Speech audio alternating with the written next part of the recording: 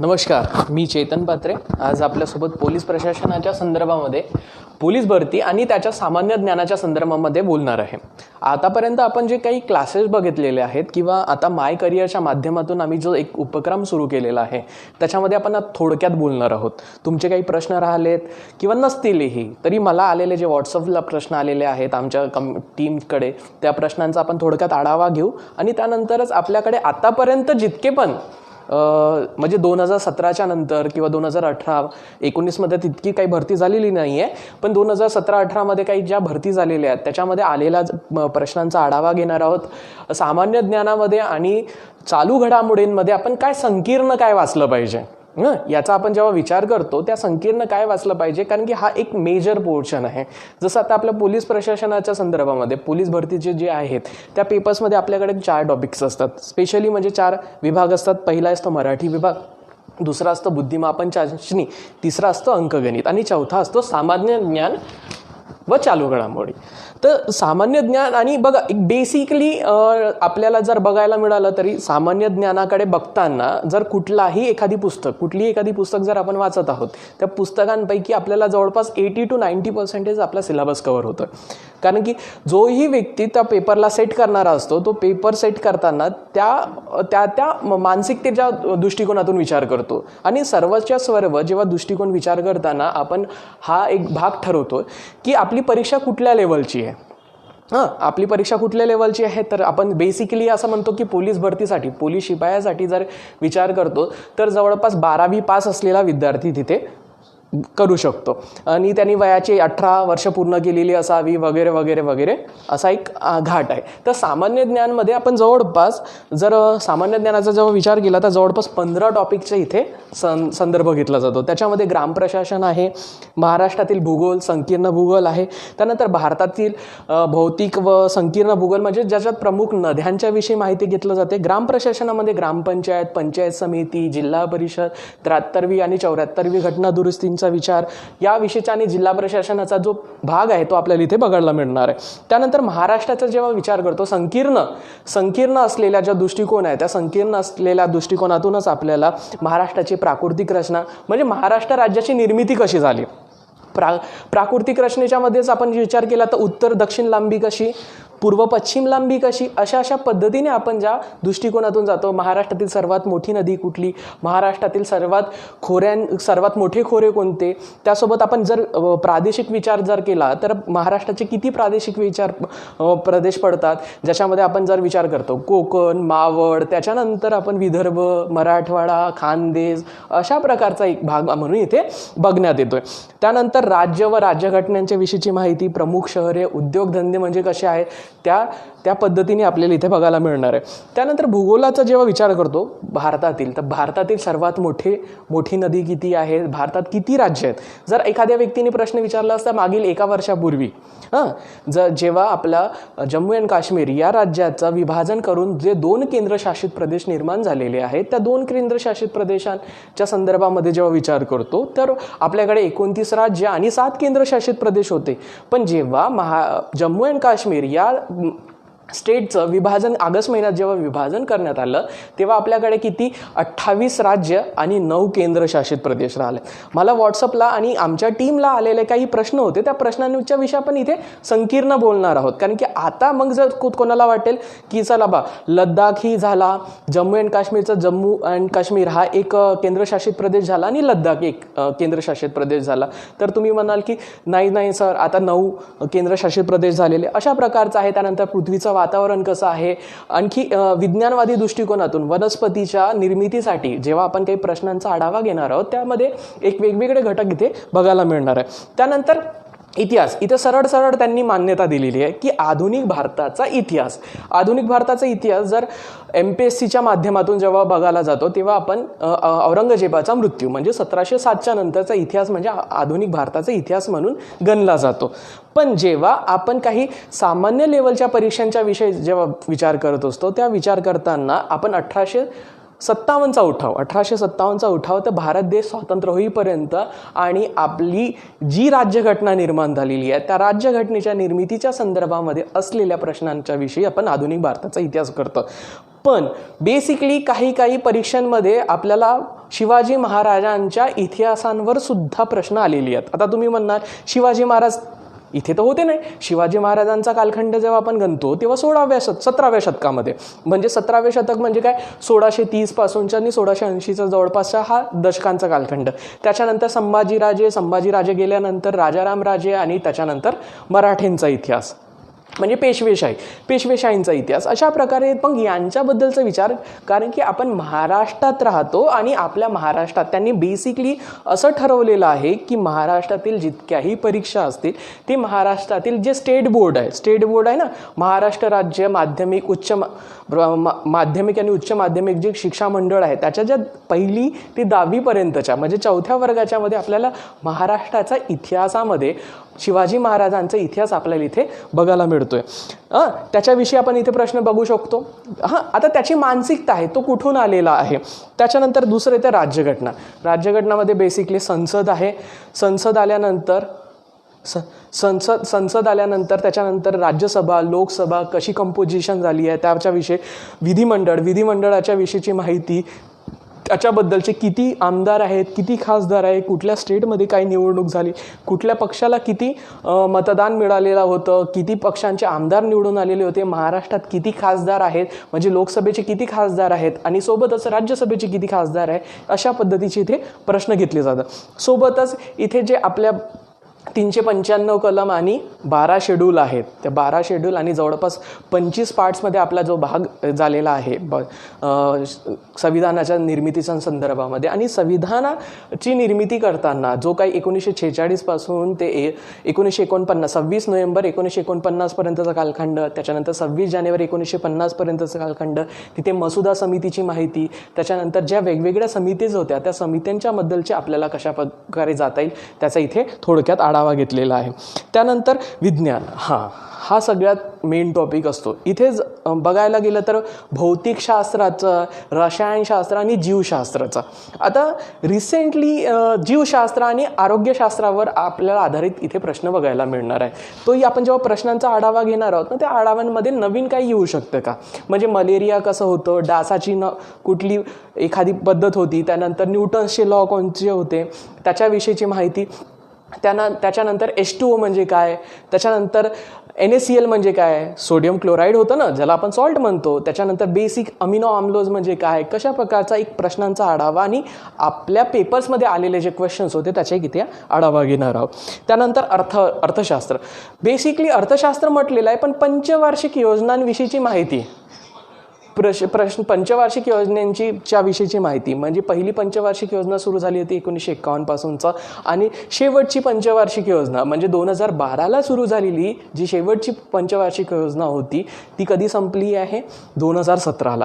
पण त्याच्याच पूर्वी बघा 2014मध्येच डिक्लेरेशन करण्यात आलेलं होतं. 15 ऑगस्टच्या आपल्या लाल किल्ल्याच्या भाषणावरूनच डिक्लेरेशन केलं आपल्या नरेंद्र मोदी सरांनी, म्हणजे माननीय पंतप्रधानांनी डिक्लेरेशन केलं की मी प्लॅनिंग कमिशन आता बरखास्त करतो, नीती आयोगाची नेमणूक करतो. मग त्या नीती आयोगाचं कंपोजिशन काय आहे, त्याचा अध्यक्ष कोण आहे, त्या अध्यक्षांच्या विषयीची माहिती कशी आहे, हा सगळा भाग इथे आपण बघतो. आणि आम्ही त्याच पद्धतीने हा पूर्ण सिलेबस आम्ही सुद्धा डिझाईन करताना किंवा आम्ही जे व्हिडिओज बनवलेले आहेत किंवा काही आम्ही लेक्चर्स बनवलेले आहेत तशाच पद्धतीने तुम्हाला बघायला मिळतं.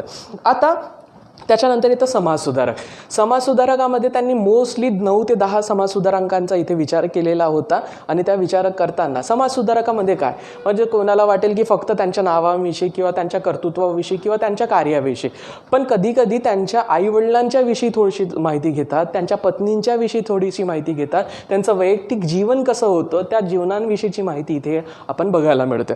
सोबत इथे बघतो आपण की डॉक्टर बाबासाहेब आंबेडकर, विठ्ठल रामजी शिंदे, महात्मा फुले, राजा राममोहन राय, राजा राममोहन राय हे महाराष्ट्रातील नसताना सुद्धा आधुनिक भारताचे जनक म्हणून गणले जातात, त्यांचं इथे आपण इथे बघतोय. त्यानंतरच आपल्याकडे जे असलेले थोर समाज सुधारक होतं गोपाळ गणेश आगरकर, लोकमान्य टिळक हे राजकीय नेते म्हणून आपल्याला इथे बघायला मिळतील. पण त्याच्या पूर्वीच्या नंतरचा जो कालखंड आहे त्या कालखंडांविषयी आपल्याला इथे माहिती मिळते. त्यानंतर मधु कर्वे, महर्षी धोंडो केशव कर्वे, ज्यांनी स्त्री शिक्षणासाठी खूप मोलाची कामगिरी केलेली होती. पहिले महाराष्ट्रीयन व्यक्ती ज्याला भारतरत्न मिळालेलं होतं स्त्री शिक्षणासाठी. पण कॉन्ट्रोवर्सियल असलेले काही व्यक्तिमत्व, त्यांच्या शिक्षणाच्या संदर्भामध्ये महिला विद्यापीठाची स्थापना कशा पद्धतीने करण्यात आलेली होती त्याच्याविषयीची माहिती, स्वामी विवेकानंदाच्या विषयीची माहिती इथे आपण बघतोय. त्यानंतर शाहू महाराज, न्यायमूर्ती रानडे यांच्याविषयीची इथे माहिती बघतोय. अशा प्रकारे समाजसुधारकांचा इथे आपण आढावा घेतो. त्याच्यानंतर येतो दिनविशेष. आता दिनविशेषमध्ये प्रादेशिक दिनविशेष आहेत, त्याच्यानंतर राष्ट्रीय दिनविशेष आहेत, आंतरराष्ट्रीय दिनविशेष आहे. आता बघताना जसं 10 डिसेंबर काय, आंतरराष्ट्रीय मानव अधिकार दिवस आहे. त्याचसोबतच जेव्हा आपण प्रादेशिक म्हणजे राष्ट्रीय दिनविशेषांच्या विषयी जर विचार केला असता तर पोलीस प्रशासनाचा विषय घेऊ. मागच्या महिन्यातलाच 21 ऑक्टोबरला झालेला राष्ट्रीय पोलीस प्रशासन दिवस म्हणून आपण साजरा करतो. हुतात्मा झालेले होते त्या दिल्लीच्या संदर्भामध्ये त्या पोलीस प्रशासनाच्या विषयीची माहिती घेताना तो एक भाग झालेला आहे. आता प्रादेशिक म्हणजे 3 जानेवारीला सावित्रीबाई फुले यांचा जन्मदिवस असतो आणि तो महाराष्ट्र शासन म्हणून प्रादेशिक राज्य मुलींचा बालिका दिवस म्हणून सेलिब्रेट करत असतं. अशा प्रकारचे क्वेश्चन्स आपल्याला समोर येऊ शकतात. आपण आपल्या जो सिलेबस डिझाईन करताना किंवा आपल्या ज्या व्हिडिओ लेक्चर्स तयार करताना आपण पूर्ण प्रादेशिक, राष्ट्रीय, संकीर्ण, आंतरराष्ट्रीय व्यासपीठावर कुठले दिवस होते, काय दिवस होते त्याविषयीचे आपण इथे पूर्ण अंतर्भूत करण्यात आलेलं आहे. त्यानंतर संक्षिप्त रूप, शॉर्ट फॉर्म्स, संस्था, प्रकल्प, योजना. आता संस्था, प्रकल्प योजनांच्या अंतर्गत जेव्हा विचार करताना तुम्ही काही असं OTP प्रत्येकाला माहिती आहे. तुम्ही जर ऑनलाईन काही खरेदी करत असाल तर OTP याला काय म्हणतात, याला जेव्हा विचार करतो तेव्हा आपण याला वन टाईम पासवर्ड म्हणतो, जे बँकेकडून येतो आणि आपण त्याला करावं लागतं आणि सहज करावं लागतं. याला संक्षिप्त रूप म्हणतात. काही ज्या योजना आहेत, त्या ज्या संस्था आहेत त्या संस्थांच्या विषयीची माहिती दिली जाते. त्यानंतर जर आपण पोलिसी प्रशासनाच्या संदर्भामध्ये जेव्हा विचार करतो तेव्हा घेताना असं काहीतरी असेल. तर इथे जेव्हा विचार करताना हे जे 2 डिव्हिजन्स तयार करण्यात आलेले आहे, इथे जर विचार करतो तर काय आहे ते इंडियन रिझर्व्ह बटालियन किंवा SRPF अशा प्रकारचे काही प्रश्न आपल्याला इथे विचारण्यात येऊ शकतात किंवा संस्थांच्या विषयी माहिती विचारण्यात येऊ शकतात किंवा एखाद्या विशिष्ट गोष्टींविषयी आपल्याला माहिती विचारू शकतो. अशा प्रकारच्या संक्षिप्त रूपांचा इथे आपण आढावा घेतलेला आहे. आताच मागे उन्नत भारत अभियानाच्या संदर्भामध्ये विचारण्यात आलेलं होतं. आता उन्नत भारत अभियान ही काय राष्ट्रीय स्तरावरच्या शैक्षणिक दृष्टिकोनातून विकास करण्यासाठीचा एक प्रकल्प म्हणून ज्या प्रकल्प करताना आणि ग्रामीण भागामध्ये जे काही आर्टिस्ट आहेत किंवा जो कल्चर आहे त्यांना OTT म्हणजे एक प्लॅटफॉर्म द्यायचा, ऑनलाईनचा प्लॅटफॉर्म द्यायचा आणि तिथे त्यांची पर्चेसिंग मार्केटिंग करण्यासाठीच्या ज्या योजना आहेत त्यांच्याबद्दलचा विचार केलेला आहे. अशा प्रकारचा काही इथे योजनांचे ते आढावा घेतलेला आहे. आता प्रधानमंत्री गरीब कल्याण योजना अशा प्रकारची होती. त्यासोबत आत्मनिर्भर भारत अभियान योजना यांचे जे शॉर्ट फॉर्म्स तयार करण्यात आलेले आहे त्या शॉर्ट फॉर्म विषयीचे आपण इथे माहिती गोळा करतो. स्पेशली महाराष्ट्रातील किंवा त्या पर्टिक्युलर जिल्ह्यातील ज्या काही गोष्टी आहेत त्या गोष्टींचा इथे आपण आढावा घेतला आहे. त्यानंतर पुरस्कार व सन्मान, राज्यस्तरीय पुरस्कार, राष्ट्रीयस्तरीय पुरस्कार आणि आंतरराष्ट्रीय व्यासपीठावरचे पुरस्कार. राज्यस्तरीय पुरस्कारामध्ये आपण जेव्हा विचार करतो इथे पुरस्कार देताना म्हणजेच महाराष्ट्र भूषण पुरस्कार कोणाला देण्यात आलेला होता. त्यानंतर प्रत्येक जिल्ह्यावाईज त्याच्या नागभूषण पुरस्कार कशा प्रकारे देण्यात येत होता तोच येत होता. राष्ट्रीय पुरस्कारांचा जेव्हा विचार करतो तेव्हा इथे ज्ञानपीठ पुरस्कार येतं, भारतरत्न येतं, पद्मश्री अवॉर्ड येतं, पद्मविभूषण येतं, पद्मविभूषण आणि पद्मभूषण अशा प्रकारचे पुरस्कार येतात. साहित्य अकादमीचे पुरस्कार येतात, अशा प्रकारचे पुरस्कार येतात. खेलरत्न पुरस्कार येतात, राजीव गांधी खेलरत्न पुरस्कार, ही पुरस्कारांच्या विषयी. आंतरराष्ट्रीय व्यासपीठावर जर गेलं तर नोबेल पारितोषिक कोणाला मिळालं, 2019चं नोबेल पारितोषिक कोणाला मिळालं असेल, 2020चं नोबेल पारितोषिक कोणाला मिळालं असेल, त्याची वाटणी कधी होते, म्हणजे तो कोणत्या दिवसाला देण्यात येतो, अशा प्रकारचे आपल्याला इथे क्वेश्चनिंग विचारलं जातं. त्यानंतर प्रादेशिक आणि ज्या आंतरराष्ट्रीय व्यासपीठ आहे किंवा आपल्या ज्या संघटना आहे त्या संघटनेच्या माध्यमातून कोणाच्या एखाद्या, जसं आता एशियाचा नोबेल पुरस्कार मॅगेसेस पुरस्काराला मानला जातो, त्या पुरस्कारांविषयीची माहिती, त्याच्यानंतर विम्बल्डन खेळाविषयीची माहिती, त्याच्यानंतर आत्ताच झालेली आपल्याला French open, Australian open, Europe open, त्याच्यानंतर डेन्मार्क जे खेळ झालेले होते किंवा वर्ल्ड कप झाले होते, आता IPL सध्या संपत आलेला आहे, त्याच्यात पर्पल कॅप कोणी घेतलेलं, ऑरेंज कॅप कोणी घेतलेलं होतं, कोण जिंकलेलं होतं, कुठे झालेलं होतं, कशा प्रकारचं झालं होतं, अशा प्रकारचा इथे आढावा घेण्यात येतो. त्यानंतर पोलीस प्रशासनामध्ये पदरचना कशी, विविध विभाग कुठले, त्यानंतर सध्याचे पदाधिकारी कुठले, नवीन प्रकल्प किती आहेत, म्हणजेच बघा किती पोलीस आयुक्तालय आहेत, किती पोलीस स्टेशन आहेत, किती जिल्हा मुख्यालय आहेत, पोलीस जिल्हा मुख्यालय आहेत, त्याच्यानंतर अधीक्षकांचा कालखंड काय आहे, पोलीस महासंचालक काय आहे, त्यानंतर जे विविध विभाग आहे म्हणजे स्पेशल इंटेलिजन्स ब्युरोज आहे, म्हणजे स्टेट इंटेलिजन्स ब्युरो आहे, CID आहे, त्यानंतर आपल्याकडे anti Naxal ANO anti Naxalist operation, हे स्पेशली आपल्या विदर्भापुरतं म्हणजे नागपूरच्या रिजनसाठी म्हणजे कारण की नक्सली अफेक्टेड जो एरियाज आहे यांचा पददर्जा कसा असतो त्या पद्धतीचा आपण इथे वापर करत असतो.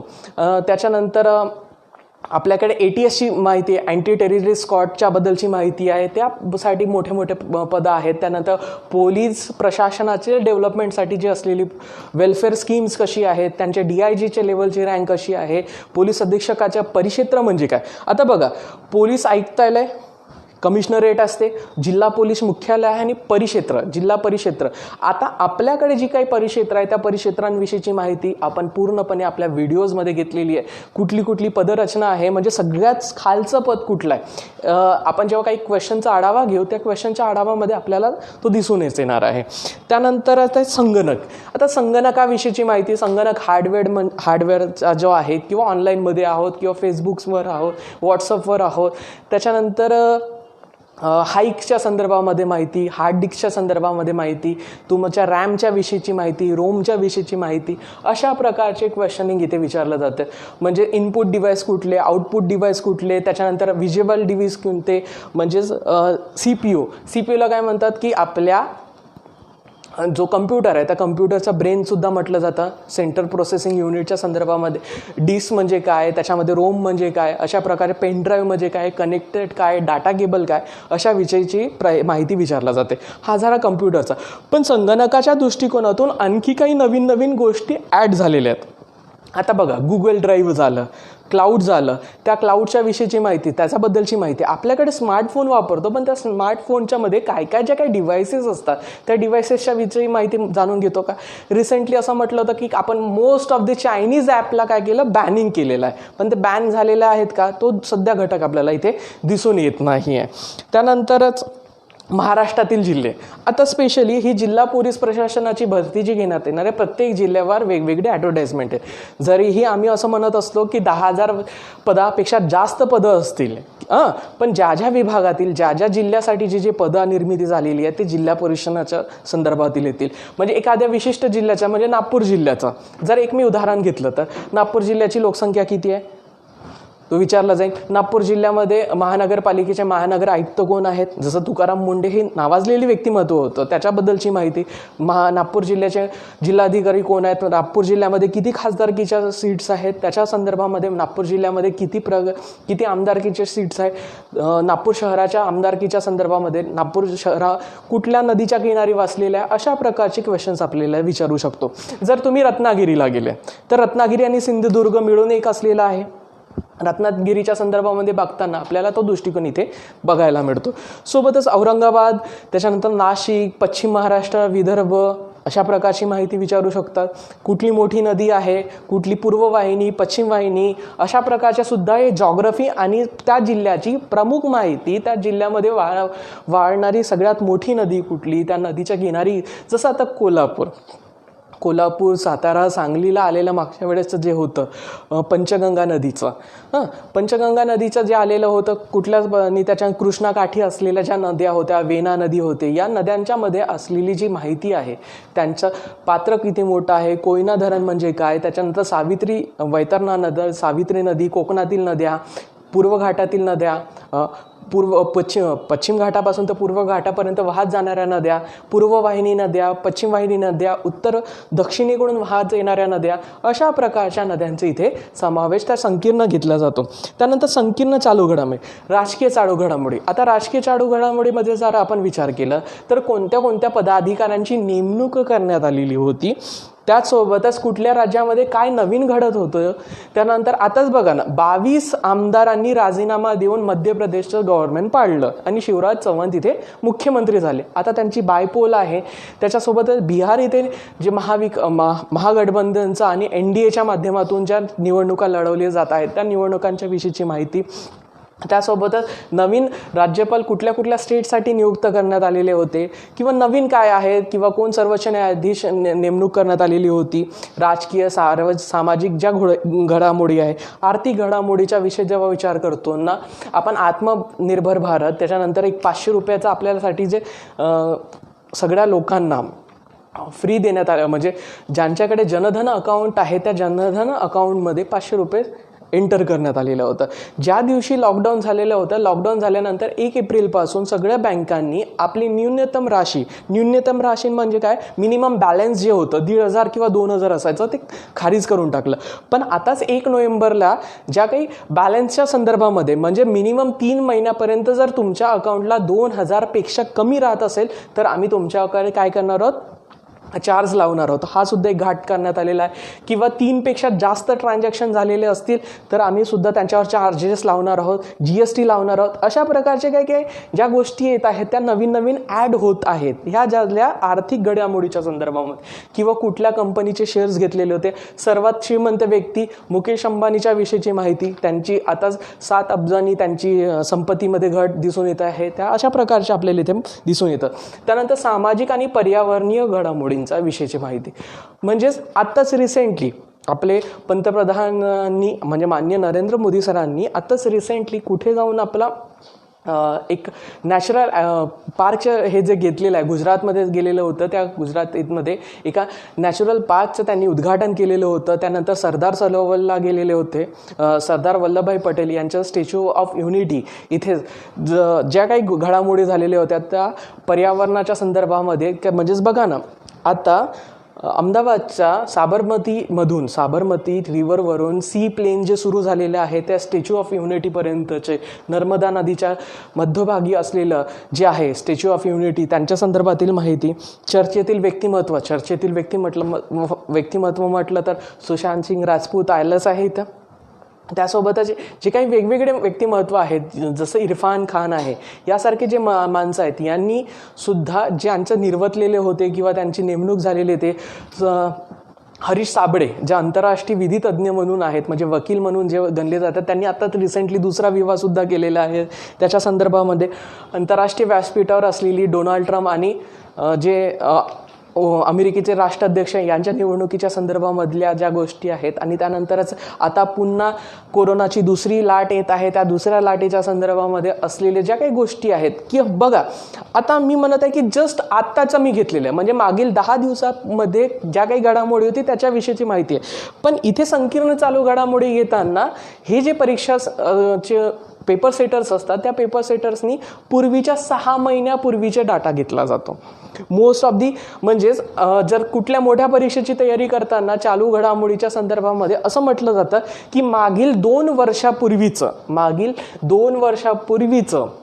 आपल्याकडे पेपर म्हणजे विचारलं जातं. जसं आज मी न्यूजपेपरमध्ये वाचतो, उद्या माझ्या पेपरला येईल असं होणार नाही, कारण की तुमचा पेपर कधीतरी 15 दिवसापूर्वी 1 महिन्यापूर्वी सेट झालेला आहे आणि त्या पेपर सेट करण्यासाठी जो माणूस बसलेला होता तो 2 महिन्यापूर्वी तो पेपर सेट करत होता.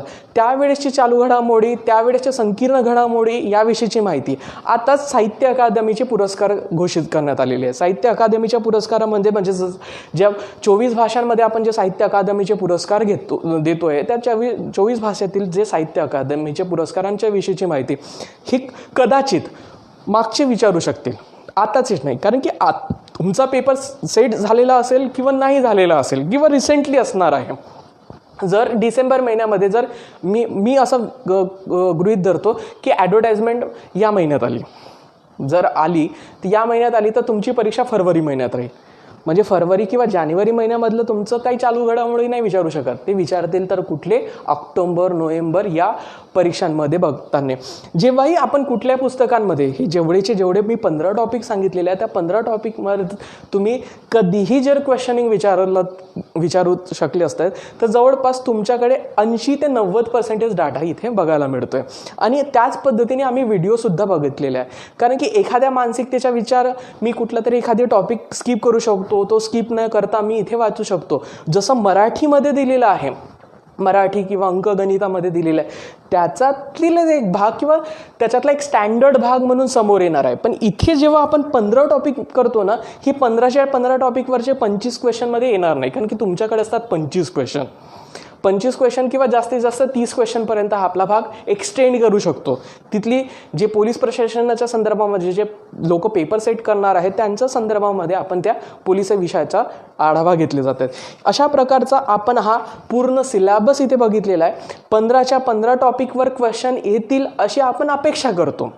पण कधी कधी काही 3च क्वेश्चनच्या टॉपिक्सवर जेव्हा विचार करतो, काही मी जे क्वेश्चन्स आहेत क्वेश्चन सेटच्या संदर्भामध्ये जेव्हा विचार करतो तर इथे क्वेश्चन सेटच्या संदर्भामध्ये विचार करताना नागपूर SRPF 2017मध्ये आलेले क्वेश्चन्स होते.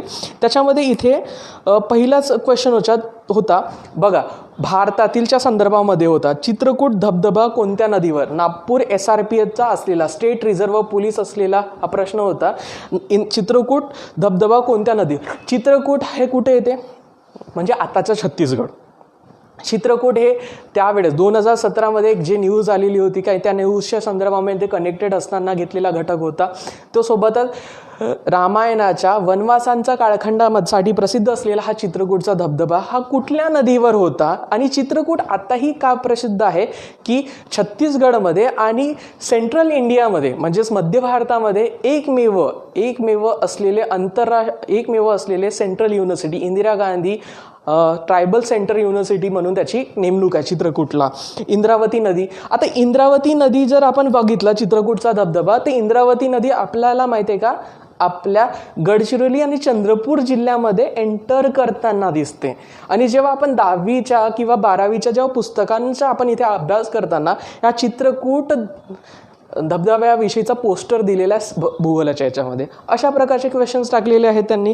त्यानंतरच प्लास्टिक मनीचा विचार केला होता. प्लास्टिकमध्ये त्यांनी आपल्याला काही ऑप्शन्स दिलेले होते. ऑप्शन्समध्ये काय Trump card, credit card, pan card, चलनी नोटा. आता प्लास्टिक मनी म्हणजे काय? आपण त्यांना प्लास्टिक तर देणार नाही तर म्हणजे आपण आभासी चलन जे देतोय आपल्या क्रेडिट कार्डनी वगैरे स्वॅप करतो तशा प्रकारची इथे क्वेश्चनिंग दिलेले होते. त्यासोबत क्षेत्रफळाच्या दृष्टिकोनातून महाराष्ट्रातील सर्वात मोठा जिल्हा कुठला? इथे आपण सरळ म्हणू, आपल्याला माहिती आहे म्हणून आपण अहमदनगर म्हणू. पण इथे काय ऑप्शन्स काय दिले तर मुंबई शहर, मुंबई उपनगर, नागपूर. आता मी नागपूरचा विद्यार्थी, मी नागपूर करणार आहे नाही, मला माहिती आहे ना महाराष्ट्रातील सर्वात मोठा क्षेत्रफळाच्या दृष्टिकोनातून अहमदनगर जिल्हा आहे. त्यानंतरच जिल्हा विशेषाच्या संदर्भामध्ये विचारलेला आहे 52 दरवाजांचे शहर कोणाला म्हटलं जाते? औरंगाबादला म्हटलं जाते. त्यांच्या आजूबाजूला 52 दरवाजांच्या संदर्भामध्ये आहे. त्याचा बघा आता नागपूर जिल्ह्यामधल्याची जी माहिती जिल्ह्याच्या बद्दल, मिहान हा महाप्रकल्प महाराष्ट्रात कुठे आहे? सरळ मिहान पुऱ्या महाराष्ट्राला माहिती आहे की नागपूरमध्ये आहे. त्यानंतर महाराष्ट्र राज्याची स्थापना कधी झालेली आहे त्याच्याविषयीची आहे. आता बघा नागपूर जिल्ह्याशी रिलेटेड असलेले नागपूर हे शहर कोणत्या नदीच्या काठी वसलेले आहे? आता कोणी नागपूरच्याच लोकांना नाही माहिती आहे की नागपूर शहर हे कुठल्या तरी नदीच्या काठी वसलेलं आहे. सगळ्यांना माहिती आहे नाग नदी, पण काही लोक नागनाला पण म्हणतात कारण की तो गटारच सारखा झालेला आहे. पण जेव्हा आम्ही नागपूरच्या बाहेर गेल्यानंतर जेव्हा बघतो तेव्हा म्हणजे कुही वगैरेच्या साईडला जेव्हा जातो ती कन्नांची उपनदी होऊन आणि कन्नान मग पुन्हा वैनगंगेची उपनदी होऊन मग वैनगंगा ही नदी कोणाची उपनदी होते? गोदावरीची. आणि गोदावरीची उपनदी झाल्यानंतरच मग बाहेर जाते. त्यानंतर काही केंद्रशासित प्रदेशांच्या विषयीची माहिती होती. त्यानंतर सरदार सरोवर हा वादग्रस्त प्रकल्प कोणत्या नदीवर बांधण्यात येत आहे? सरदार सरोवर जिथे आता statue of unity Sardar Vallabhbhai Patel यांची स्टॅच्यू ऑफ युनिटी हे जे आहे त्याच्यासाठी जी नदी आहे त्या नदींच्या संदर्भामध्ये विचार करतं, ती नर्मदा नदीची आहे. बघा, आग्रा हे शहर जवळपास कुठल्या नदीच्या किनारी वसलेलं आहे? यमुना नदीच्या किनारी वसलेलं हे शहर आहे. त्यानंतर विदर्भ म्हणून कोणत्या 2 प्रशासकीय विभागांचा गणला जातो? विदर्भामध्ये 11 जिल्हे येतात. 11 जिल्हे आल्यानंतर ही काय, पण विदर्भामध्ये किती प्रशासकीय विभाग आहेत? जवळपास 2 प्रशासकीय विभाग आहेत, एक नागपूर विभाग आणि एक अमरावती विभाग. नागपूर विभागामध्ये किती जिल्हे? 6 जिल्हे आणि अमरावती विभागामध्ये 5 जिल्हे. अशा प्रकारचं आहे. त्यानंतर बघा, खालीलपैकी कोणते राज्य भारताच्या पूर्व किनाऱ्यावर वसलेले नाही? कोणते राज्य पूर्व किनाऱ्यावर वसलेले नाही? आता पूर्व किनाऱ्यावर वसलेले राज्य नाही आहे, तर म्हणजे पूर्व किनारा म्हणजेच काय? बंगालच्या उपसागराला असलेले जे राज्य आहेत त्या राज्यांविषयीची माहिती आपल्याला इथे माहिती करून घ्यावं लागेल. खालीलपैकी कोणते राज्य भारताच्या पूर्व किनाऱ्यावर वसलेले नाही आहे त्याविषयीची माहिती बघा. इथे ऑप्शन्स दिलेले आहेत. केरळ दिलं आहे, तामिळनाडू दिलेलं आहे, आंध्र प्रदेश दिला आहे, ओरिसा दिलेलं आहे. काय करणार? तामिळनाडू, आंध्र प्रदेश आणि ओरिसा हे तिन्ही बंगालच्या उपसागराला मिळणारे आहेत. कारण की बघा, आपल्याकडे आंध्र प्रदेशमधून जेव्हा जातो गोदावरी नदी आणि ती मिळते. त्यानंतर तामिळनाडू पूर्व घाट येतोच त्याच्यामुळे तो आहे. त्याच्यानंतर विशाखापट्टणम जे आहे, कोची, विशाखापट्टणमसारखे जे बंदर आहे ते तामिळनाडू बंगालच्या उपसागरात. आता इथे केरळची जी पट्टी आहे, केरळ जस्ट स्लाइटली डिफरंट, म्हणजे छोट्याशा एका घटकामुळे केरळ हे फक्त अरबी समुद्राला लागून, अशा प्रकारची माहिती आहे. म्हणजे अरब समुद्राकडे असताना जेव्हा आता संभावित प्रश्न, पश्चिम किनाऱ्यावर वसलेली राज्य कुठली? कुठून सुरुवात करू आपण? गुजरातपासून सुरुवात करू. राजस्थानचा थोडासा भाग घेऊ शकतो किंवा आपण आता सरळ आपण गुजरातपासून घेऊ. कारण की कच्छच्या आखातापासून जो कराची वगैरेला जातो गुजरात, त्याच्यानंतर महाराष्ट्राच्या नंतर गोवाच्या नंतर कर्नाटकच्या नंतर केरळ. अशा प्रकारचे आपण इथे राज्य घेऊ शकतो.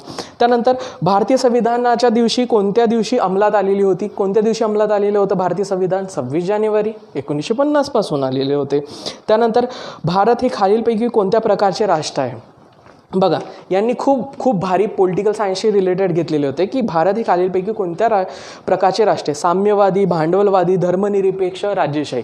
आता साम्यवादी, भांडवलशाही, राजेशाही हे तर 2-3 घटक नाही आहे. धर्मनिरपेक्ष हा इथे घटक इथे बघतोय. त्यानंतर राष्ट्राचा प्रथम नागरिक या शब्दाचा जेव्हा उल्लेख करताना आपण जो विचार करतो तो काय विचार करतो? राष्ट्राचा प्रथम नागरिक म्हणून भारताच्या दृष्टिकोनातून तर राष्ट्रपती हे प्रथम नागरिक असतात. आता तुम्ही ग्राम प्रशासनाशी रिलेटेड करताना जेव्हा विचार घेतात की गावातील जन्म, मृत्यू आणि विवाह इत्यादी प्रकारची नोंदणी अधिकारी म्हणून कोणत्या व्यक्तीची नेमणूक केली जाते?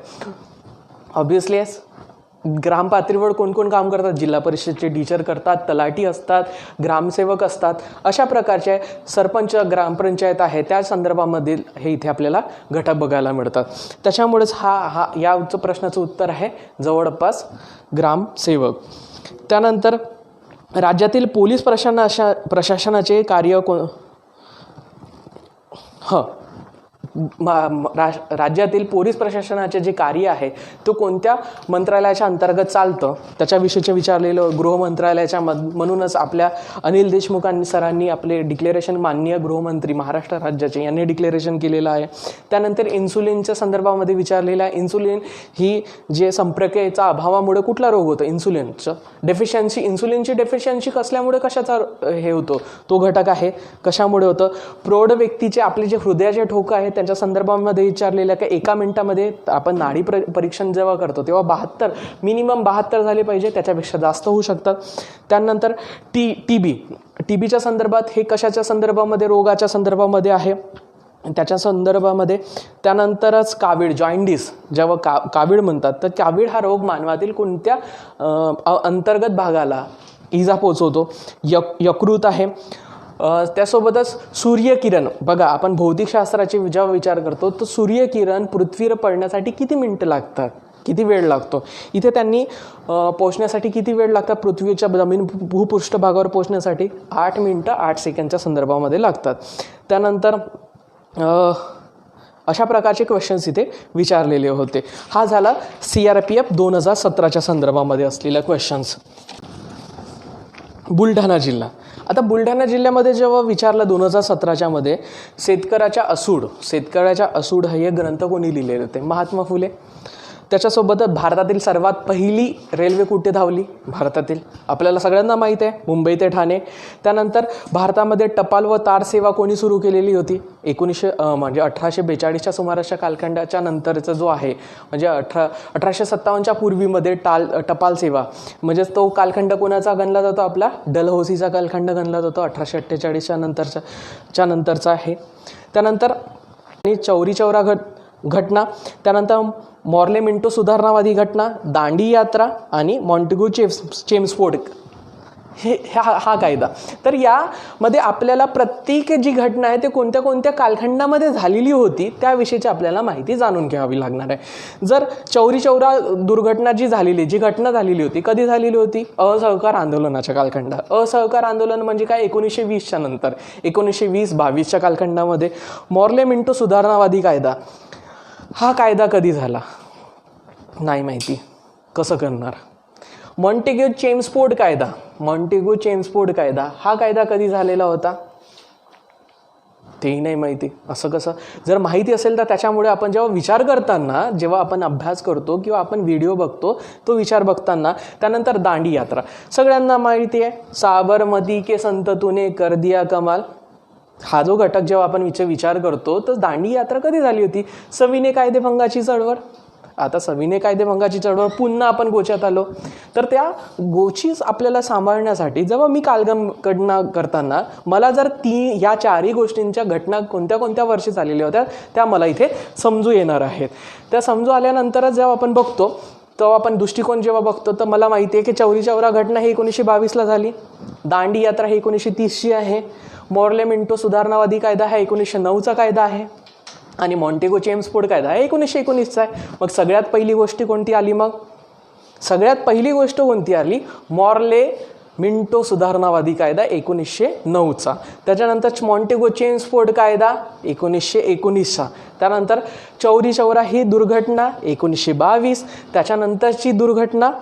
त्याच्यानंतरच्या दांडी यात्रा ही घटना आलेली आहे. त्यानंतर इथे मोस्ट ऑफ जवळपास बुलढाणामध्ये यांनी जवळपास 25 क्वेश्चनच्या जवळपास 30 क्वेश्चनच्या जवळपास यांनी जवळपास 43 पासून ते जवळपास 74 पर्यंत, म्हणजेच पूर्ण अर्धा पेपर बुलढाणाचा हा पूर्णपणे GS वर सामान्य चालू घडामोडीवर विचारलेले क्वेश्चनिंग होते. त्यानंतरच आहे राष्ट्रीय काँग्रेसची स्थापना कोणी केलेली आहे त्याच्याबद्दलचं आहे. सावरकर बंधूंनी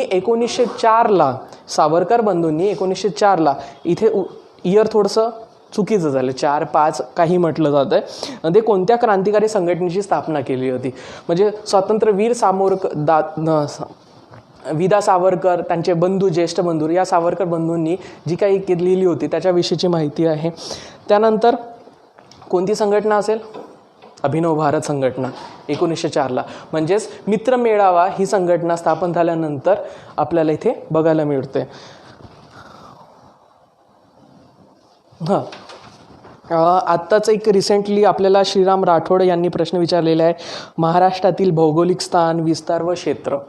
जेव्हा याचा विचार करताना महाराष्ट्रातील भौगोलिक स्थान हे उत्तर आणि दक्षिण भागामध्ये दख्खनच्या पठारावर असलेले आहे आणि उत्तर गोलार्धामध्ये असलेले भौगोलिक स्थान आहे. कारण की उत्तर गोलार्धामध्ये एशिया खंडामध्ये भारत आहे, विषुववृत्ताच्या जवळपास असलेला भाग आहे. त्याच्यानंतर विस्ताराविषयी जेव्हा विचार करता महाराष्ट्राचा जेव्हा विचार करतो तेव्हा उत्तर दक्षिण जेव्हा विचार करतो 720 किलोमीटर लांबीचा उत्तर दक्षिण आहे.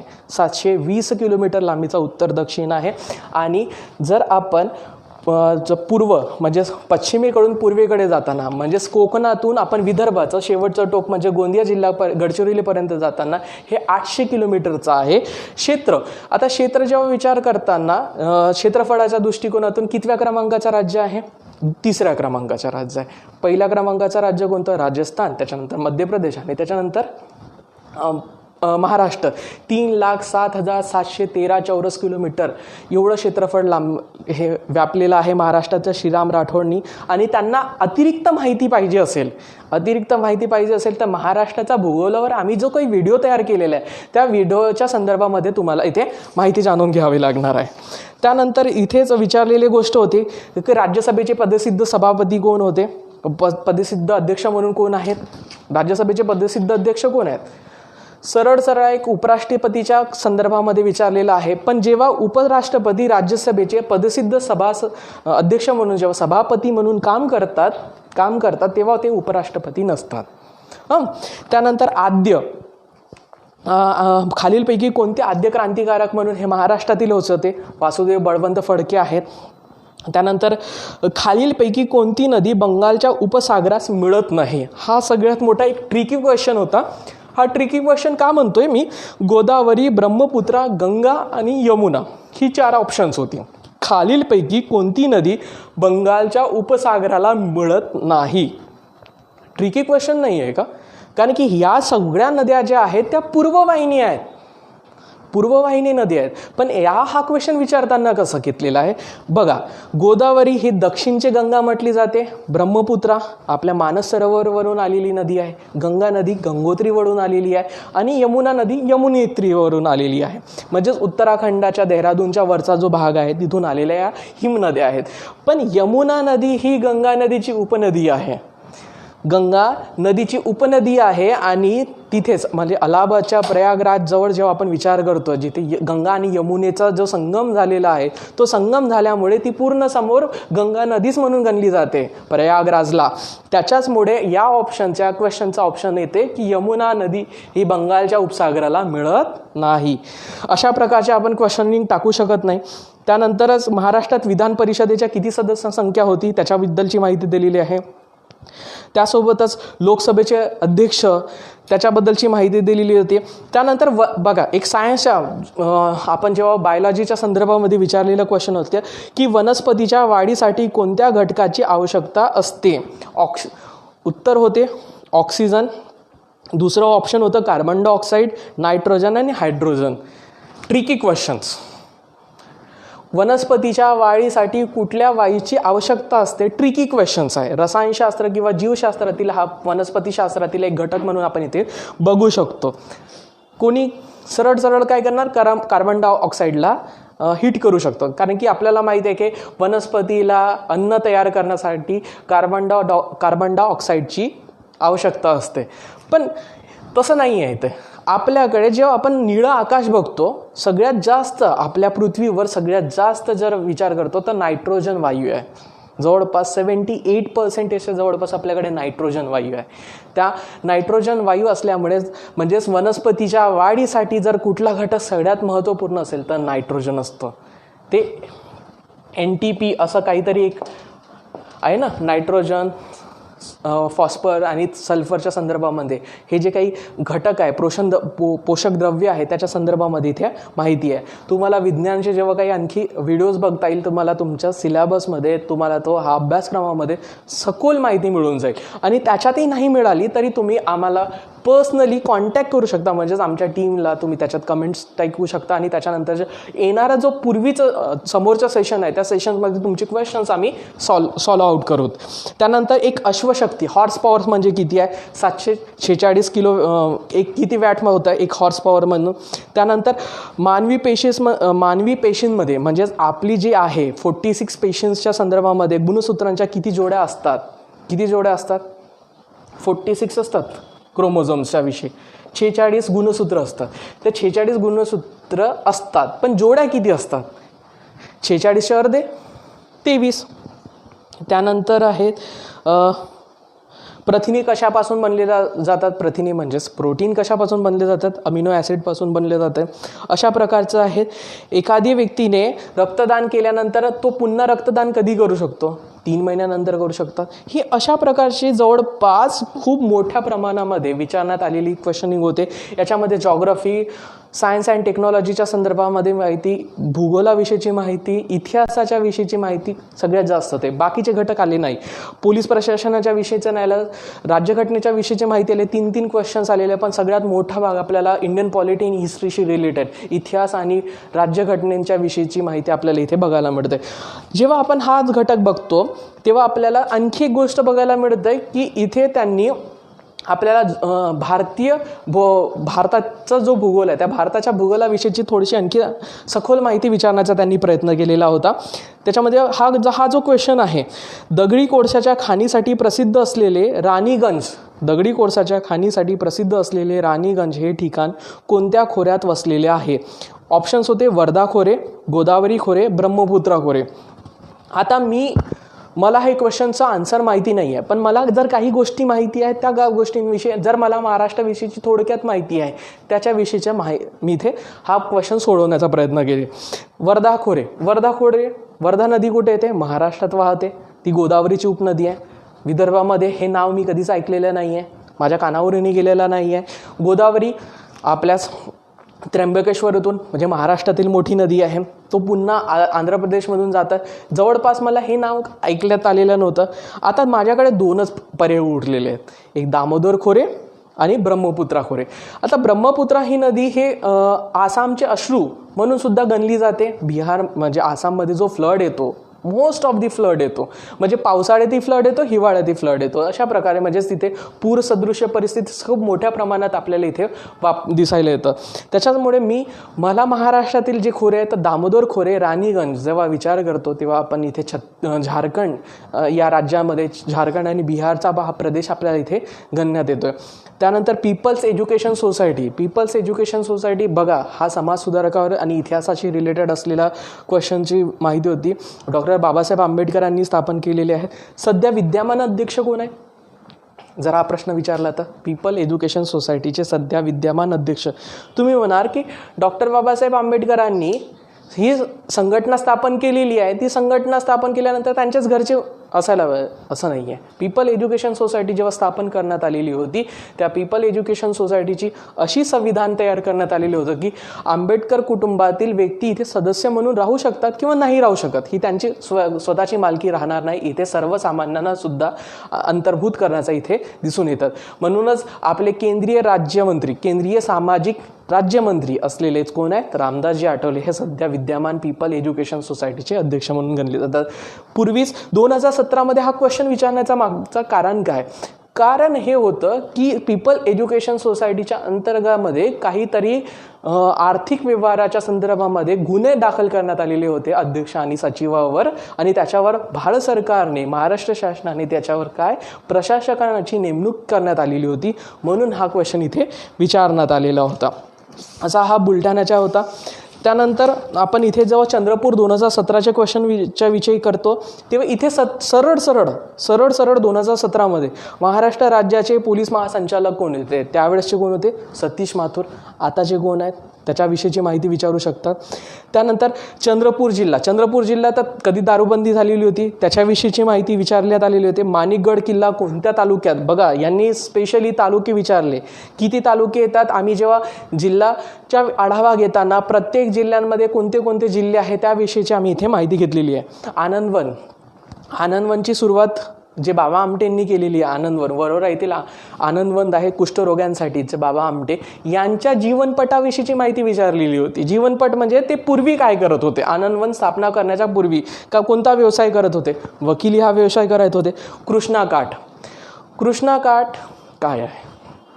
कृष्णाकाठ हे आत्मचरित्र कोणी लिहिले? कृष्णाकाठाचे आत्मचरित्र महाराष्ट्राचे पहिले मुख्यमंत्री म्हणजेच कोण? यशवंतराव चव्हाण यांचं आत्मचरित्र म्हणून कृष्णाकाठ आहे, त्यांच्या संदर्भामध्ये दिलेलं आहे. त्यानंतर बऱ्याचशा पुस्तकांच्या विषयीची माहिती होती. चाइल्ड हेल्पलाईन नंबर, इथे चाइल्ड हेल्पलाईन नंबर पोलीस प्रशासन आणि काही भारत सरकारच्या माध्यमातून, महाराष्ट्र शासन आणि प्रत्येक जिल्हा प्रशासनाच्या माध्यमातून जे 18 वयोगटाच्या खालची मुलं आहेत त्यांचं शोषण थांबवण्यासाठी चाइल्ड हेल्पलाईन नंबर जे आहे त्याच्याविषयीची माहिती केलेली होती. जसं 100 डायल केलं तर पोलीस येते, तशा प्रकारचा हा चाइल्ड हेल्पलाईन नंबर आहे 1098. त्यानंतर महाराष्ट्र राज्यातील महाराष्ट्र राज्यातील गोदावरी नदीवरील सर्वाधिक लांब पूल कोठे आहे? स्पेशली बघा, गोदावरी नदी ही कशी वाहत चाललेली आहे? ही आता 3 राज्यातून वाहत समोर चाललेली आहे. म्हणजे 3 राज्य का? कारण की पूर्वी 2च राज्य होते, आता 3 राज्य आहेत.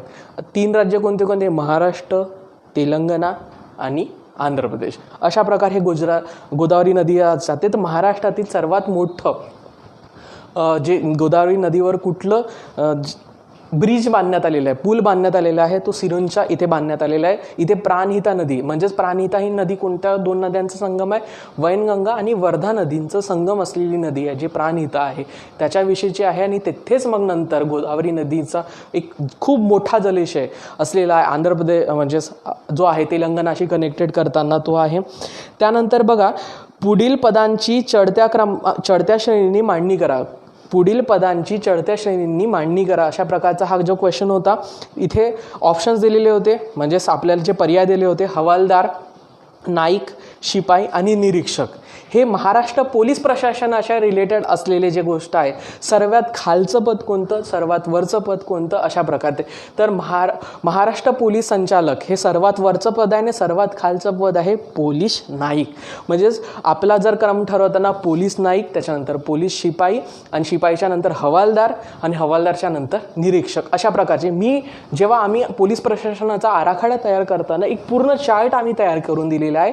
पोलीस महासंचालकाचा खालचं कुठलं आहे तो तुम्ही व्हिडिओ बघू शकता. त्याच्यानंतरचं शरीराचे ऊर्जागृह म्हणून कोणाला म्हटलं जाते? कार्बोदके म्हणजे कार्बोहायड्रेटला म्हटलं जाते. त्यानंतर भारतीय दंड संहितेची निर्मिती कोणी केलेली होती त्याच्याविषयीची माहिती विचारलेलं होता. आणखी बस जवळपास इथे सांगण्यासारखं काही आहे नाही. अशा प्रकारचे क्वेश्चन्स आता इथे आपण घेऊ शकतो. आता वाशिम जिल्ह्याकडे जेव्हा जातो तेव्हा 2017 मध्ये काही क्वेश्चन्स आलेले होते वाशिम जिल्ह्यातील. तर इथे जेव्हा क्वेश्चनिंग विचारताना 2016 पद्मविभूषण कोणाला सन्मानित करण्यात आलेले होते, हा क्वेश्चन विचारलेला होता. म्हणजेच बघा, 2017 वाशिम जिल्ह्यामध्ये 2016 पद्मविभूषण कोणाला देण्यात आलेले होते त्याच्याविषयीची माहिती होती. केंद्र शासनाचा एक क्वेश्चन देण्यात आलेला होता. केंद्र शासनाच्या नमामि गंगे प्रकल्पावर आधारित महाराष्ट्र शासनाने कोणत्या नदीवर हा प्रकल्प राबविण्याचे ठरविलेले आहे? ते नमामि गोदावरी, नमामि कृष्णा, नमामि नर्मदे आणि नमामि चंद्रभागे. गोदावरी नदी मान्य करतो की महाराष्ट्रात आहे, तर एकमेव पर्याय असू शकते. नर्मदा नदी महाराष्ट्राला थोडीशी लागून जाते, पण नर्मदा नदीचा आपला तेवढा काही उपयोग होत नाही. नमामि कृष्णा नदी जो खाली आहे. आता उरली कुठली नदी आहे? नमामि चंद्रभागे. नमामि चंद्रभागे हा प्रकल्प का बरं राबवण्यात आलेला? पंढरपूर जे शहर आहे, चंद्रभागेच्या तीरी वसलेले जे शहर आहे, तीच भीमा नदी आहे, म्हणूनच त्याला चंद्रभागे नमामि गंगेच्या धर्तीवर. कारण की दरवर्षी आषाढी एकादशीला जे पंढरपूरची यात्रा होते, जी यावर्षी झालेली नाही, पण लाखो भाविक तिथे आपलं स्नान ग्रहण करत तिथे काय पाण्यामध्ये डुबकी लावतात. जसं गंगा नदीच्या किनारी जाऊन लोक डुबकी लावतात, तशाच प्रकारे चंद्रभागेच्या तीरी एक तीर्थरूप म्हणून आहे आषाढी एकादशीला आणि त्यानंतर कार्तिक एकादशीला. जे कार्तिक जेव्हा पौर्णिमा वगैरे असते, दिवाळी झाल्यानंतरचा हा घटक आहे.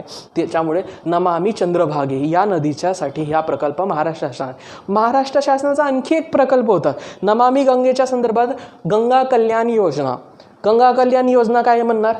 अरे महाराष्ट्र शासनाचा प्रकल्प आहे गंगा कल्याण. अरे गंगा कल्याण योजना हे महाराष्ट्रात 10,00,000 विहिरी जी बांधण्यासाठीचा हा प्रकल्प आपण इथे विहिरींच्या संदर्भामध्ये बांधण्यासाठी होता. त्यानंतर इथे कृष्णा व रिकामी जागे या नदींचा संगम कुठे झालेला आहे त्याच्या संदर्भात विचारलेलं होतं. त्यानंतर भारतीय राष्ट्रीय काँग्रेसचे पहिले मुस्लिम अध्यक्ष कोण होते? पहिले अध्यक्ष कोण होते त्याच्या संदर्भामध्ये माहिती आहे. उमेशचंद्र बॅनर्जी होते. त्याच्यानंतर दुसरे कोण होते? बद्रुद्दीन तय्यबजी होते, तेच मुस्लिम होते. त्याच्यानंतर काय? दादाभाई नौरोजी. असा कालखंड इथे गणण्यात आलेला आहे. त्यानंतरच इथे आपण जेव्हा गावातील जन्ममृत्यूची नोंद कोण ठेवतो त्याच्या संदर्भात, भारतातील नुकताच जागृत असलेला एकमेव ज्वालामुखीसुद्धा पर्वत भारतात आहे, तो बॅरन बेट आहे. अर्थसंकल्पाविषयीची माहिती विचारलेली होती. त्यानंतर 3 डिसेंबर हा दिवस कोणता दिवस म्हणजे जागतिक अपंग दिन म्हणून साजरा केला जातो. अंदमान निकोबार हे केंद्रशासित प्रदेश कोणत्या उच्च न्यायालयाशी कनेक्टेड आहे? आता म्हणणार की अंदमान निकोबार हे केंद्रशासित प्रदेश बंगालच्या उपसागरामध्ये, तर मग कोलकाताशी रिलेटेड राहू शकतात, पण नाही. अंदमान निकोबार हे चेन्नईच्या उच्च न्यायालयाशी कनेक्टेड असलेले आहे. त्यानंतर पहा, पोलीस हुतात्मा दिन, मी आताच सांगितलेलं होतं थोड्या वेळापूर्वी की 21 ऑक्टोबरला पोलीस हुतात्मा दिन म्हणून आहे. त्यानंतर 2017मध्ये झालेलं जे 97वे नाट्यसंमेलन होतं, 97वे नाट्यसंमेलन कुठं झालेलं होतं त्याच्याविषयीची माहिती दिलेली होतं. उस्मानाबादला झालेलं होतं. आता कितवं नाट्यसंमेलन आहे त्याच्याबद्दलची माहिती राहणार आहे. त्यानंतर 2016चं शांततेचं नोबेल पारितोषिक कोणाला देण्यात आलेलं होतं? अर्थसंकल्पामध्ये. अशा प्रकारची ही क्वेश्चन्स इथे आपल्याला बघायला मिळतं. त्यासोबतच आपण आता यवतमाळमध्ये बघतोय. यवतमाळमध्ये थोडंसं एक ट्रिकी क्वेश्चन्स विचारण्याचा प्रयत्न केला होता 2017मध्ये. काही जिल्ह्यामध्ये थोडंसं कठीण विचारलेलं आहे, काही जिल्ह्यामध्ये खूप सोपं विचारलेलं आहे. त्या मानाने इथे थोडंसं कठीण विचारलेलं होतं. का कठीण विचारलेलं होतं? त्यांनी ऑक्टोपस हे दहशतवाद विरोधी पथक कोणत्या राज्याचं आहे? हे तेलंगणा, आंध्र प्रदेशचं आहे. त्यानंतर महाराष्ट्र राज्याचे राज्यपाल कोण आणि त्यांच्याकडे कोणत्या राज्याचा अतिरिक्त कारभार आहे? हा 2017चा होता. सध्या कोण आहेत महाराष्ट्राचे राज्यपाल कोण आहे? भगतसिंग कोश्यारी. मी जर हा प्रश्न आताच विचारला तर महाराष्ट्राचे विद्यमान राज्यपाल म्हणून कोण आहेत? भगतसिंग कोश्यारी. आणि त्यांच्याकडे कुठला अतिरिक्त चार्ज असेल तर गोवा राज्याच्या संदर्भामध्ये त्याच्या येणार आहे. सैन्य दलातील सर्वोच्च सन्मान जे आहेत, सर्वोच्च पदक कुठले? आम्ही पूर्ण जे पदक घेतलेले आहे त्याच्या संदर्भामध्ये, पुरस्कारांच्या संदर्भामध्ये माहिती इथे देण्यात आलेली आहे. त्यानंतर व्हॉट्सअपच्या निर्माता कोण आहे? 2017 मध्ये व्हॉट्सअपच्या निर्माता कोण आहे? जॉन कोम आणि ब्रायन ॲक्टन. जॉन क्रोन आणि ब्रायन ॲक्टन यांनी ही व्हॉट्सअपची निर्मिती केली होती. पण व्हॉट्सअप आता सध्या कोणाचं आहे? फेसबुकचं. मार्क झुकरबर्गनी जे फेसबुक घेतलेलं होतं त्याला वाटलं की फेसबुक हा सगळ्यांना ओपनली स्पेस करत आहे, पण व्हॉट्सअपनी त्याची पूर्ण मक्तेदारी संपुष्टात आलेली होती आणि त्यांनीच व्हॉट्सअप खरेदी करण्यात आलेलं होतं. त्याच्यानंतर बघा ना, व्हॉट्सअप, फेसबुकचे कधी तुम्ही असं ऐकलं आहे का स्टॉक एक्सचेंजमध्ये? आता स्कॅम 1992 हर्षद मेहताचा जो घोटाळा होता त्याच्यावर एक वेब सिरीज झालेली आहे. त्याच्यामध्ये जे कोणी बघितलं असेल, कोणी नाही बघितलं असेल, पण त्याच्याबद्दलचे थोडंसं माहिती असेल, कारण की काही लोकांची आता रिंगटोन पण त्यांच्या हर्षद मेहताची एक उत्तम रिंगटोन आहे त्या स्कॅम 1992मध्ये. तर ते बॉम्बे स्टॉक एक्सचेंज जे आहे, जिथे शेअर बाजारांची खरेदी विक्री होते, म्युच्युअल फंडची खरेदी विक्री होते, त्याच्या संदर्भामध्ये इथे कधी फेसबुकचे शेअर्स पडले किंवा व्हॉट्सअपचे शेअर्स पडले असतात का? हे होत नाही. का होत नाही? कारण की शेअर मार्केट हे फक्त आणि फक्त भांडवली आणि सेवा पुरवठादार असलेले आणि त्यांचं काहीतरी भांडवली उत्पादन असलेले घटकांच्यासाठीच लिस्टेड असलेल्या कंपनींचं आहे. फेसबुक आणि व्हॉट्सअपसारख्या कंपनी इथे नाही. फेसबुक आणि व्हॉट्सअप मग पैसा कसा कमवतो? ते तर आपल्याला फ्रीमध्ये सेवा देऊन राहिलेत, पण फ्रीमध्ये सेवा देताना आपण जेव्हा त्यांचं ॲप डाउनलोड केल्यानंतर आपला जो पर्सनल डाटा, आपला मोबाईल नंबर त्यांच्याकडे जातो आणि तो डाटा मग इतर कंपन्यांना विकण्यासाठी आमच्याकडे जागतिक व्यासपीठावर, म्हणजे कुठली मला आवड आहे व्हॉट्सअपवर आहे, मी कुठले व्हिडिओज बघतो, त्या व्हिडिओच्या संदर्भामध्ये जे बघतोय त्या संदर्भामध्ये आहे, कुठलं गाणं बघतोय, कारण की गुगलनी आता पुन्हा काढलं ना, तुमच्या आवडीचं असेल तेच तुम्हाला आम्ही गुगलवर सर्च करण्यासाठी दाखवत आहे. तर मला जे आवडीचं आहे तेच माझ्या इंटरप्रिटेशन होणारा फेसबुकला दिसणार, तेच माझ्या ॲडव्हर्टाइजमेंटला दिसणार. तो ॲडव्हर्टाइजमेंट आणि त्याच्यावरची मार्केटिंग आणि लोकांपर्यंत पोहोचण्यासाठीचा जो एक प्लॅटफॉर्म आहे, तो जो डाटा आहे, तो डाटा इतर कंपन्या खरेदी करतात आणि त्याचे पैसे त्यांना मिळत असते आणि त्या डाटाच्या बेसवरच आम्ही त्यांना त्यांची मार्केटिंग प्राईस वाढत असते. त्यानंतर इथे खालीलपैकी कोणता सर्वात जास्त काळ महाराष्ट्राचे मुख्यमंत्री म्हणून राहिलेले होते? वसंतराव नाईक 3रे मुख्यमंत्री होते. त्याचसोबतच एका क्वेश्चन्समध्ये विचारण्यात आलेली होती की 2रे मुख्यमंत्री म्हणून कोण होते? त्याच्याबद्दलचे माहिती विचारण्यात होती. महाराष्ट्रातील ज्ञानपीठ पुरस्कार विजेते कोण होते त्यांच्याविषयीची माहिती होतं. त्यानंतर खालीलपैकी राज्यांचा पूर्व ते पश्चिम दिशेप्रमाणे योग्य क्रम लावा. भारतातील जे काही राज्य आहे त्यांचा पूर्व ते पश्चिम म्हणजेच पूर्व ते पश्चिम म्हणजेच कुठून आपण इकडून येतो, अरुणाचल प्रदेशपासून ते पश्चिमेकडे जाताना, पूर्वे ते पश्चिमेकडून जाताना म्हणजेच गुजरातपर्यंत जातानाची राज्य, ही राज्य कोणती कोणती आहे त्यांनी बघा ऑप्शन्स दिले होते, सिक्कीम, त्रिपुरा, नागालँड आणि झारखंड.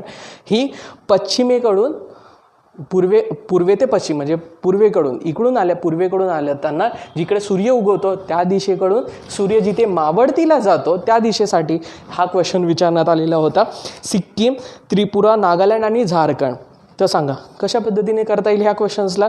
तर सगळ्यात पहिला अरुणाचल प्रदेश जो आहे तो नाही आहे, म्हणजे आपण त्याला कट ऑफ करणार. त्याच्या लगतचा जो आहे तो होता नागालँड.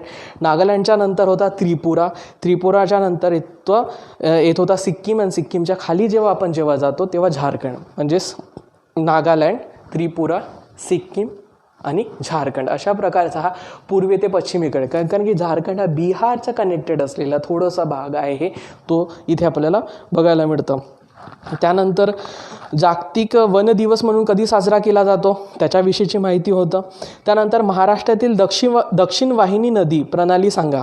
दक्षिण वाहिनी नदी प्रणाली सांगा.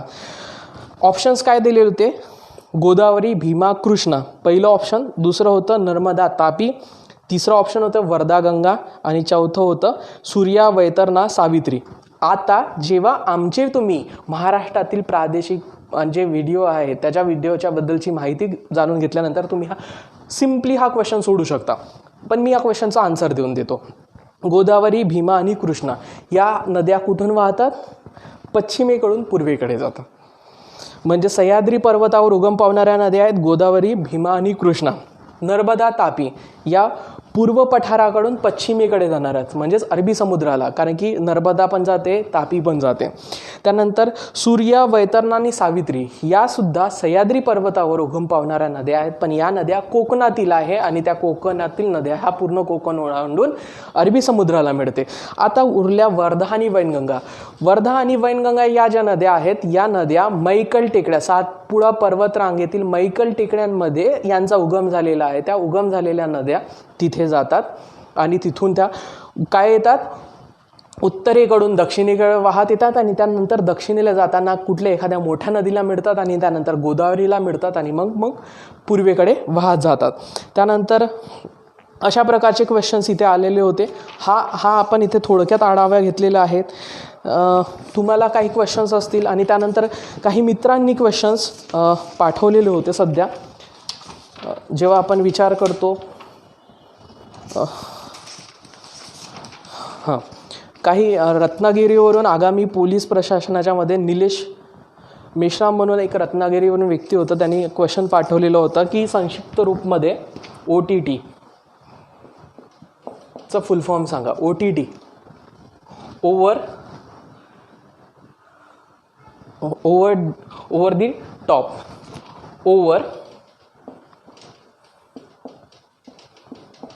दी top OTT online theatre platform आहे. ओव्हर दी टॉप, हे ओव्हर दी टॉप हे केबल आणि सॅटेलाईट, म्हणजेच आपले जे सॅटेलाईटच्या माध्यमातून आपल्याला दिसून येतात तसा हा प्रकार नाही. हे तुम्हाला फ्री नाही आहे, ऑनलाईन जरी असलं तरी फ्री नाही आहे. याच्यामध्ये नेटफ्लिक्स येतं, ॲमेझॉन प्राईम येतं, G5 वगैरे येतं. असे जे आहेत OTT आता थिएटरच्या माध्यमातून ज्या काही मूवीज किंवा वेब सिरीज काही वेगवेगळे एपिसोड जे होतात ते OTT आहे. ओव्हर दी टॉप हा याचा फुल फॉर्म होता आणि हे ऑनलाईनशी रिलेटेड आहे. इथे तुम्ही ऑनलाईन प्लॅटफॉर्मला तुम्हाला काही सबस्क्रिप्शन द्यावं लागेल. त्या सबस्क्रिप्शन दिल्यानंतरच तुम्ही त्यांच्या बाकीच्या गोष्टी पाहू शकता. मंथली सबस्क्रिप्शन आहे, म्हणजे एका महिन्यासाठी तुम्ही तो खरेदी करू शकता किंवा त्याच्यानंतर तिथे आलेल्या जेवढे प्लॅटफॉर्म आहे तुम्ही बघू शकता. ते खरेदी केल्यानंतरही तुम्ही म्हणजे फ्री ऑफ कॉस्टमध्ये नाही पाहणार. तुम्ही जो डाटा वापरत आहात तुमच्या डेलीचा जो डाटा आहे तो सुद्धा कन्झप्शन केला जाईल ओव्हर दी टॉपमध्ये. त्यानंतरच आहे एक अकोला इथून आलेला हा क्वेश्चन होता. विजय भगत म्हणून आहे, त्यांनी असं विचारलेलं होतं की पॅन्डेमिक म्हणजे काय. सध्या आपल्याकडे जे पॅन्डेमिक ज्या विचारल्या जातात इपिडेमिक आणि पॅन्डेमिक. इपिडेमिक म्हणजे साथीचे रोग आणि पॅन्डेमिक म्हणजे सार्वत्रिक रोग. ही जी संकल्पना आहे कोरोना व्हायरसच्या संदर्भामध्ये आपण वापरतो, की जेव्हा चायनामध्ये होता मागच्या वर्षीपर्यंत डिसेंबर 2019च्या डिसेंबरपर्यंत जेव्हा होता तो तिथे काय होता, इपिडेमिक होता, म्हणजे साथीचे रोग होता. सर्व म्हणजे एका प्रदेशामधून सगळ्या म्हणजे त्या प्रदेशातील लोकांना झालेलं होतं.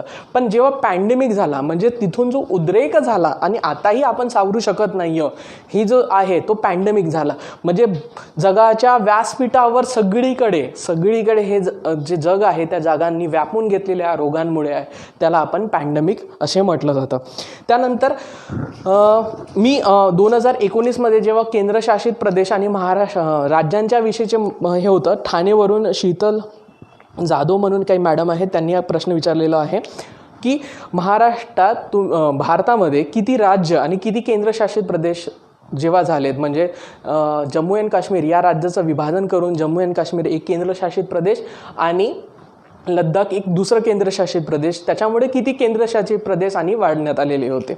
तर त्याच्यानंतर जेव्हा हा विचार करताना आम्ही जेव्हा विचार करतो तेव्हा 28 राज्य आणि 9 केंद्रशासित प्रदेश होते. पण जानेवारी 2020च्या नंतर आता जवळपास 8च केंद्रशासित प्रदेश आहेत. का 8 केंद्रशासित प्रदेश आहे? कारण की दादरा नगर हवेली व दीव